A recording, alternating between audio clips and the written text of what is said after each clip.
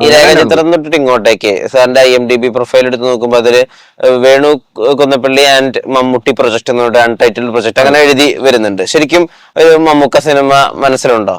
തീർച്ചയായിട്ടും ഉണ്ട്. ഞാനത് എല്ലാ ഇന്റർവ്യൂല് കഴിഞ്ഞ പ്രാവശ്യം നമ്മൾ പക്ഷെ വെച്ചിട്ടുണ്ടെങ്കിൽ ആ മമ്മൂക്കായിട്ട് ഒരു ചെയ്യുമ്പോ എന്ന് പറഞ്ഞാൽ അങ്ങനത്തെ ഒരു സബ്ജക്ട് വേണമല്ലോ. ഇപ്പൊ ഓരോ കഥകൾ വരുമ്പോഴും ഞാൻ എന്റെ മനസ്സിൽ കൂടി ഇത് പോകാറുണ്ട്. അപ്പൊ അങ്ങനത്തെ പറ്റുമോ?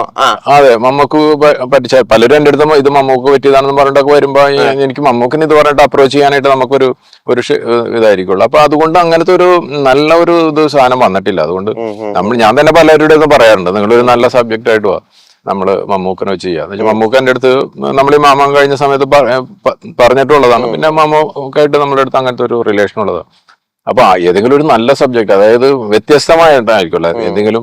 ഇത് ഞാൻ ഉദ്ദേശിക്കണില്ല, എപ്പോഴും ഒരു സിനിമക്ക് എന്തെങ്കിലും ഒരു വ്യത്യസ്തത വന്നം, എന്നാലും മാത്രമാണ് ആൾക്കാരെ തിയേറ്ററിലോട്ട് അട്രാക്ട് ചെയ്യാൻ പറ്റുള്ളൂ ഞാൻ എപ്പോഴും കരുതുന്നത്. അദ്ദേഹത്തിന്റെ ഒരു ചോയ്സ് ഓഫ് ഫിലിംസില്ലേ, ഇപ്പൊ ഇന്ത്യത്തെ ഏറ്റവും വലിയൊരു സൂപ്പർ സ്റ്റാർ ആണ് അദ്ദേഹം. കുറെ സ്ത്രീകളെ കൊല്ലുന്ന ഒരു സൈക്കോ കില്ലറായിട്ടാണ് കഴിഞ്ഞ വർഷം സിനിമയിൽ അഭിനയിച്ചിട്ടുണ്ടായിരുന്നത്. അങ്ങനെയുള്ള ഒരു ചോയ്സ് ഉണ്ടല്ലോ, ഡയറിങ് ആയിട്ടുള്ളൊരു വേഷം എടുത്ത് അഭിനയിക്കാൻ.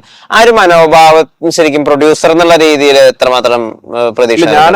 ഞാൻ ഒരിക്കലും അങ്ങനത്തെ ഒരു കഥ എന്റെ അടുത്ത് വന്നാൽ ഞാൻ ഒരിക്കലും അങ്ങനത്തെ സബ്ജക്ട് ഒന്നും നമുക്കിനെ കൊണ്ടൊന്നും ഒരിക്കലും ചെയ്യാനായിട്ട് ഞാൻ ഒരിക്കലും ഇഷ്ടപ്പെടുന്നതല്ല. എനിക്ക് മമ്മൂക്ക ആനയിലൊക്കെ ഒരു എന്താ വെച്ചാൽ എത്രയോ മുകളിലേക്കുള്ള ഒരു ഇതാണ് ഞാൻ പറയണത്. അത് ഈ പറയണത് മോശമാണെന്നല്ല പറയണത്, പക്ഷെ എനിക്ക് സിനിമ ചെയ്യുമ്പോ എനിക്കും ആഗ്രഹിക്കാനായിട്ടുള്ള ഇതുണ്ടല്ലോ. അപ്പൊ അങ്ങനത്തെ ഒരു ഇതാണ്, ഇന്നതെന്ന് എനിക്ക് പറയാൻ പറ്റില്ല, എങ്കിലും അങ്ങനത്തെ ഒരു ഹീറോ ആണ്. അതെ, അങ്ങനത്തെ ഒരു ക്യാരക്ടറാണ് ഞാൻ പലപ്പോഴും അങ്ങനെ നോക്കിക്കൊണ്ടിരിക്കുന്നത്. എന്തെങ്കിലും വന്നു കഴിഞ്ഞിട്ടുണ്ടെങ്കിൽ 100%. ഒരിടയ്ക്ക് കേട്ടിരുന്നു, അതായത് സാറിന്റെ അടുത്ത് ഭദ്രൻ സാറ് ലാലേട്ടന്റെ ഒരു പ്രൊജക്ട് സംസാരിക്കാൻ, ലാലേട്ടൻ ഒരു ട്രക്ക് ഡ്രൈവറായ ഒരു പ്രൊജക്ട് സംസാരിക്കാൻ വന്നു എന്നും, എന്നാൽ അത് പിന്നെ പരാജയങ്ങളോട് നടന്നില്ല എന്നും. അങ്ങനെ ഭദ്രൻ സാർ അപ്രോച്ച് ചെയ്തിരുന്നോ വേണുഗോപാൽ?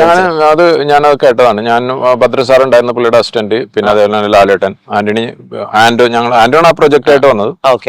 എന്റെ അടുത്തൊന്ന് ഇതേപോലെ തന്നെ ഒരു കഥയുണ്ടെന്ന് കേൾക്കണം, ഭദ്ര സാറാണെന്ന് പറഞ്ഞു.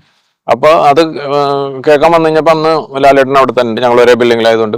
അപ്പൊ എന്റെ അടുത്ത് പറഞ്ഞ ലാലേട്ടനും കൂടി കേൾക്കണ്ടെന്ന് പറഞ്ഞു. അപ്പൊ ഞാൻ ഓക്കെ എന്ന് പറഞ്ഞു. അങ്ങനെ ലാലേട്ടൻ എന്റെ ഫ്ലാറ്റിലോട്ട് വന്ന് ഞങ്ങൾ എല്ലാവരും കൂടി ഇരുന്നാണ് കേട്ടത്. അതെനിക്ക് 2 വർഷമായിരുന്നു. അത് 24-ലായിരിക്കും അത്. പക്ഷെ അതൊരു ഒരു സൂപ്പർ സബ്ജക്ട് ആയിരുന്നു. അത് ഭയങ്കര ആക്ഷൻ. അറിയാലോ ഭദ്ര സാർ എങ്ങനെയാണ് സിനിമ ചെയ്യണമെന്ന് അറിയാലോ. പക്ഷെ അതിന്റെ ബഡ്ജറ്റ് എന്ന് പറഞ്ഞിട്ടുണ്ടെങ്കിൽ ആ സിനിമ സ്വാഭാവികമായിട്ട് ഒരു വലിയ ബഡ്ജറ്റ് ആവശ്യമുണ്ട് അതിന് ചെയ്യാനായിട്ട്. അപ്പൊ എനിക്ക് അങ്ങനത്തെ ഒരു ബഡ്ജറ്റിലോട്ട് പോകാനായിട്ട് എനിക്ക് എല്ലാം ഉണ്ട്, അങ്ങനത്തെ കുറെ കാര്യങ്ങളൊക്കെ ഉണ്ട്. പക്ഷെ എനിക്ക് ആ ഒരു ബഡ്ജറ്റിന്റെ ഒരു ഒറ്റ ഇതിൽ മാത്രം ഞാൻ പറഞ്ഞു എനിക്കത് ചെയ്യാൻ പറ്റുള്ളൂ. ഞാനപ്പോ തന്നെ ആന്റോനോട് പറഞ്ഞു, കഥ സൂപ്പറാണ്. ഭദ്ര സാറിനോടും പറഞ്ഞു ഇത് ഭയങ്കര ഒരു ഇതാണ്. ലൈഫിൽ നമ്മൾ റിസ്ക് മീൻസ് സിനിമ എല്ലാം റിസ്ക് ആണ്. അപ്പൊ എന്നിട്ട് ഞാനൊരു ഭയങ്കര റിസ്ക് എടുക്കാനായിട്ട് എനിക്ക് എപ്പോഴും ഒരു മടിയുണ്ട്. അപ്പൊ അതുകൊണ്ട് മാത്രം ഞാനത് പറഞ്ഞു. പിന്നെ അത് വേറെ പ്രൊഡ്യൂസ് ചെയ്യാന്നൊക്കെ എൻ്റെ അടുത്ത് പലരും പറഞ്ഞിരുന്നു. പക്ഷെ എനിക്കത് നമ്മളായിട്ട് വേവ് ലെങ്ത് ആയിട്ട് മാച്ച് ആവുന്ന ആൾക്കാരായിട്ടല്ലേ നമുക്ക് ചെയ്യാൻ പറ്റും. അപ്പൊ അങ്ങനെ ഞാനത് അങ്ങനെ വേണ്ടെന്ന് വെച്ചത്. സബ്ജക്ട് ഗംഭീരാണല്ലേ? ഗംഭീരം. അത് ഭയങ്കര ആക്ഷനും ലാലേട്ടന് വേണ്ടി എഴുതിയാക്കണ ഒരു ഇതെന്ന് പറയാം, അങ്ങനത്തെ ഇതാണ്. ഈ ലാലേട്ടനായിട്ട് പ്രൊജക്ട് ചെയ്യണം എന്ന് പറഞ്ഞിട്ട് റൈറ്റേഴ്സോ ഡയറക്ടേഴ്സോ അപ്രോച്ച് ചെയ്യാം? ലാലേട്ടനായിട്ട് ഇങ്ങനെ ചെയ്യാനായിട്ട് എനിക്ക് ഭയങ്കര ആഗ്രഹമുണ്ട്. നേരത്തെ ഈ മമ്മൂക്കയുടെ പറഞ്ഞ പോലെ തന്നെ എന്ന് പറഞ്ഞിട്ടുണ്ടെങ്കിൽ അതിനെ പറ്റിയ ഒരു സബ്ജക്ട് നമ്മുടെ അടുത്ത് വന്നത് കഥ കേട്ട് കഴിയുമ്പോൾ പറഞ്ഞാൽ അതിനോട് തന്നെ അറ്റാച്ച് ചെയ്ത് കഴിഞ്ഞിട്ട് ആർട്ടിസ്റ്റുകൾ ഉണ്ടാവും, മനസ്സിലായാലും. അപ്പൊ അതൊന്നും ഇപ്പൊ ഞാൻ ഏകദേശം ഞാനിപ്പോ നേരത്തെ ഇന്റർവ്യൂ പറഞ്ഞു, നമ്മളൊരു 5 മൂവി ഞാൻ ഇപ്പൊ കൺഫേം ആക്കിയിട്ടുണ്ട്. 5 മൂവി. അപ്പൊ അതെല്ലാം എന്ന് പറഞ്ഞു കഴിഞ്ഞാൽ ഞാൻ കഥ കേട്ട് കഴിഞ്ഞിട്ട് എനിക്ക് ഒരു കോൺഫിഡൻസ് വന്നാക്കണ മൂവികളാണ്. എല്ലാ നാള് ഈ പറഞ്ഞ 100 കോടി ക്ലബിൽ കയറുമെന്നൊന്നുമില്ല. പക്ഷെ അത് ഞാൻ മനസ്സിലാക്കിയാക്കണ സ്ക്രിപ്റ്റ് അതേപോലെ തന്നെ ഒരു സിനിമ ആക്കിയിട്ടുണ്ടെന്നുണ്ടെങ്കിൽ ആൾക്കാർ പറഞ്ഞു കഴിഞ്ഞിട്ട് ഇതൊരു മോശം സിനിമ പറയൂലെന്ന് എനിക്ക് ഉറപ്പുണ്ട്. അങ്ങനത്തെ സിനിമകളാണ്. പക്ഷെ ഇതിലൊന്നും ഇവരൊന്നും പ്ലേസ് ചെയ്യാൻ പറ്റാത്ത സിനിമകളാണ്. അതിന് അവരുടെ ആവശ്യമില്ല, അങ്ങനെയാണ്.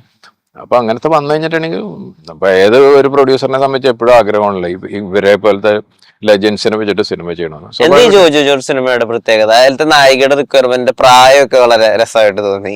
അതെ, അതിപ്പോ അടുത്ത ജോജു ഡയറക്ട് ചെയ്യാൻ പോണതും പുള്ളി തന്നെ ഹീറോ ആയിട്ട് അഭിനയിക്കാൻ പോണതാണ്. അപ്പൊ അത് 2 സിനിമകള് ഞാൻ കമ്മിറ്റ് ചെയ്തിട്ടുണ്ട് ജോജു ആയിട്ട്. അതിപ്പോ ഒന്ന് അതിന്റെ ഒരു കണ്ടിന്യൂഷൻ പോലെ ഇത് വേണ്ടതാണ്. അപ്പൊ അതില് ആ ഒരു ജോജുവിന്റെ ഒരു ഭാര്യയായിട്ട് വന്ന ഇതിനു വേണ്ടിയാണ് അത്. ആ കഥാപാത്രം വളരെയധികം ആ പറയുന്ന സ്ട്രക്ചറും ബ്യൂട്ടിയും ഇതെല്ലാം ഉള്ളതെന്ന് പറഞ്ഞാൽ ആ സിനിമയുടെ കഥയിൽ അതിനൊരു ഇമ്പോർട്ടൻസ് ഉണ്ട്. ചിലയിലുണ്ടല്ലോ സൗന്ദര്യം ഉണ്ടാവേ സൗന്ദര്യം ഇല്ലാതിരിക്കാൻ നമ്മ ഈ പറയുന്ന നായിക എന്തായാലും സിനിമയായിട്ട് ബന്ധമൊന്നും ഉണ്ടാവില്ല, സിനിമയുടെ കഥയായിട്ട് ബന്ധം ഉണ്ടാവില്ല. പക്ഷെ ഇതിന് ഈ കഥയില് ആ സിനിമ ആൾക്കാർ കണ്ട് ഇത് ചെയ്യണമെന്നുണ്ടെങ്കിൽ അതും ഒരു ഇമ്പോർട്ടന്റ് ഘടകമാണ്. അപ്പൊ അതുകൊണ്ടാണ് നമ്മളത് ഇപ്പൊ അതിന്റെ ഷൂട്ട് ഇപ്പൊ ഓൾറെഡി സ്റ്റാർട്ട് ചെയ്തിരുന്നു. ജോജു എന്നുള്ള ആക്ടറെ നമുക്ക് നല്ല പരിചയമുണ്ട്. ഇപ്പൊ അദ്ദേഹം ഇന്റർവ്യൂസ് ഒന്നും കൊടുക്കാത്ത കാരണം അദ്ദേഹം ഡയറക്ടർ ആയതിനു ശേഷം നമുക്ക് തീരെ അങ്ങനെ കാണാൻ പറ്റില്ല. ജോജു എന്നുള്ള ഡയറക്ടർ റൈറ്റർ എങ്ങനെയാ ശരിക്കും അദ്ദേഹം അങ്ങനെ സംസാരിക്കുമ്പോൾ? ജോജുവിന്റെ മനസ്സിൽ എന്ന് പറഞ്ഞ സിനിമ മാത്രമുള്ളതാണ്. ഒറ്റയിരിപ്പിനെ എന്ന് പറഞ്ഞിട്ടുണ്ടെങ്കിൽ എന്റെ അടുത്ത് ദുബായിൽ എനിക്ക് ഏതൊരു ഫിലിം ഫെസ്റ്റിവലിന് വന്നപ്പോഴാണ് എന്നെ ഇങ്ങനെ ജോജുവായിട്ട് നേരത്തെ എനിക്ക് പരിചയമുള്ള. അപ്പൊ എന്റെ അടുത്ത് എനിക്ക് 6 കഥയായിട്ട് എന്റെ അടുത്ത് പറഞ്ഞ് ഒറ്റയടിക്ക് ഇങ്ങനെ പലതായിട്ട്. അപ്പൊ അതിൽ പറഞ്ഞു കഴിഞ്ഞപ്പോ ഒരു സ്ഥലത്ത് കഴിഞ്ഞപ്പോ ഞാൻ പറഞ്ഞു ഓക്കെ ഈ മൂവി ഞാൻ ചെയ്യാം, ഓൺ ദ സ്പോട്ട് ഞാൻ പറഞ്ഞതാണ്. അപ്പൊ എന്റെ അടുത്ത് പറഞ്ഞു ചേട്ടാ അതിന്റെ സെക്കൻഡ് പാർട്ടും കൂടി ഉണ്ട് ഇതാണ്.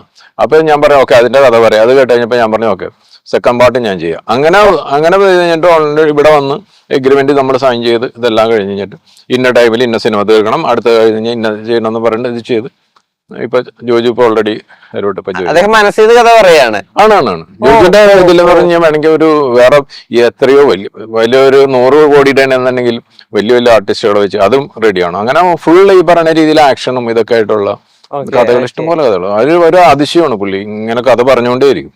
ഓക്കെ, OTT ഡീലുകളുമായിട്ടും ഒരു പരാമർശം നടത്തിയിട്ടുണ്ടായിരുന്നല്ലോ പണ്ട്. അതായത് ഇപ്പൊ നിലവിൽ മലയാള സിനിമയിൽ OTT എടുക്കാൻ ആളില്ല, പല രീതിയിൽ മലയാള സിനിമയാണ് അതിന്റെ സാധ്യത നശിപ്പിച്ചത് എന്നുള്ള രീതിയിലൊക്കെ അന്ന് സംസാരിച്ചിട്ടുണ്ടായിരുന്നു.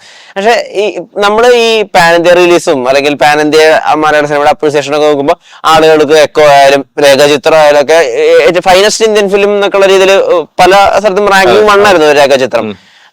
അൽജോദേശം ഉൾപ്പെടെ മലയാള സിനിമയുടെ ഒരു അത്ഭുതമാണ് രേഖാചിത്രം എന്നൊക്കെ പറഞ്ഞിരുന്നത്. ഇങ്ങനെയൊക്കെ ആളുകൾ ഒരുപാട് പ്രൈസ് ചെയ്യുന്നുണ്ട്. പക്ഷെ അപ്പുറത്ത് പ്രൊഡ്യൂസേഴ്സ് പറയുന്നുണ്ട് മലയാള സിനിമയ്ക്ക് OTTക്ക് അത്ര വലിയ സ്കോപ്പ് ഒന്നും ഇല്ല, ഒരു കോവിഡിന്റെ സമയത്ത് ഉണ്ടായിരുന്ന ഭൂമി ഇപ്പൊ ഇല്ല എന്നുള്ളത്. എന്താ ഇതിന്റെ ഒരു യാഥാർത്ഥ്യം? അല്ല അത് വെച്ചിട്ടുണ്ടെങ്കിൽ എനിക്ക് തോന്നുന്നു ആ ഒരു ഇത് വന്നാക്കണത് കൂടുതലും മലയാള സിനിമകൾക്ക് മാത്രമാണ്. എന്ന് വെച്ചിട്ടുണ്ടെങ്കിൽ നമ്മളിപ്പോ ഒരു സിനിമ എടുത്തു കഴിഞ്ഞിട്ടുണ്ടെങ്കിൽ ആ ഏതെങ്കിലും OTT പ്ലാറ്റ്ഫോം ആണെങ്കിൽ അവർക്ക് യഥാർത്ഥ കണക്ക് കിട്ടുന്നുണ്ട്. എത്ര പേര് സിനിമ വാച്ച് ചെയ്ത് അതിനനുസരിച്ചായിട്ട് എത്ര അവർക്ക് റവന്യൂ വന്നു. ഇല്ലെന്നുണ്ടെങ്കിൽ ഒരു സിനിമ അവര് ഇത് സ്ട്രീമിംഗ് സ്റ്റാർട്ട് ചെയ്ത് കഴിഞ്ഞിട്ടുണ്ടെങ്കിൽ അന്ന് എത്ര പുതിയതായിട്ടുള്ള സബ്സ്ക്രൈബേഴ്സ് വന്നിട്ടുണ്ട്. ഇതെല്ലാം നോക്കിയിട്ടാണല്ലോ അവർ അതിന്റെ പ്രോഫിറ്റ്. അപ്പൊ അവർക്ക് ഇത് പല സിനിമകളും വർക്കൗട്ട് ആവണില്ല. ഏത് ഇത്ര വലിയ ബഡ്ജറ്റ് പോസ്റ്റ് കോവിഡിന്റെ സമയത്ത് വലിയ അമൗണ്ടിന് ഇവർ വന്നു കഴിഞ്ഞിട്ട് ആവേശത്തിൽ സിനിമ എടുത്തിരുന്നു. ബാക്കി ഭാഷകളിൽ എടുക്കണ പോലെ ഹിന്ദി തെലുങ്കൊക്കെ എടുക്കണ പോലെ മലയാളത്തിൽ നിന്ന് അത് വർക്കൗട്ട് ആവണില്ല. അതിന് കുറെ റീസൺസ് ഉണ്ട് അത് വർക്കൗട്ട് ആവാത്തതിന്റെ കാരണം.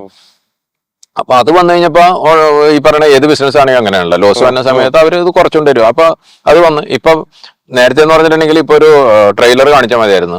അല്ലാന്നുണ്ടെങ്കിൽ നമുക്ക് ഇപ്പൊ 2018 നമ്മൾ ഇവരായിട്ട് നമ്മൾ ഡീല് ഫിക്സ് ചെയ്യുന്ന സമയത്ത് അവർക്ക് എനിക്ക് തോന്നുന്ന ഒരു 10-15 മിനിറ്റ്സിന്റെ ഒരു കട്ട് കാണിച്ചു കഴിഞ്ഞിട്ടാണ് നമ്മളൊരു വലിയ എമൗണ്ടിന് നമ്മൾ അഗ്രിമെന്റ് സൈൻ ചെയ്യണം. ഇപ്പൊ ആ കാലഘട്ടം പോയി. ഇപ്പൊ അവർക്ക് ഫുൾ മൂവി കാണണം.